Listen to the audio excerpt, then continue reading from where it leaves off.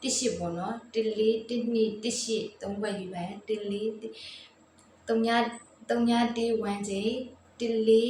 1ရှိ1 2 3ဘက်ယူပြီးထားတယ်သူက3ညနဲ့ပတ်သက်ရင်3ည1 3ည2 3ညရှိဒီနေ့3ဘက်6ဘက်6ဘက်စီယူပြီးထားတယ်ဒီဘက်ကောင်းကတော့3ည3ပေါ့နော်အဲ့ဒါလေးဒီဘက်ကောင်းပါယူတကွက်ကောင်းဆိုတာကညီမက main ရောဘက်ကိုထပ်ပြီးရွေးချယ်ပေးထားတာပါကဲဝိမရဲ့ဘက်ကကျိုင်းနေတဲ့ဆိုညီမဗီဒီယိုပိုင်းလေးကိုကြည့်ရှုလို့အားလုံးကို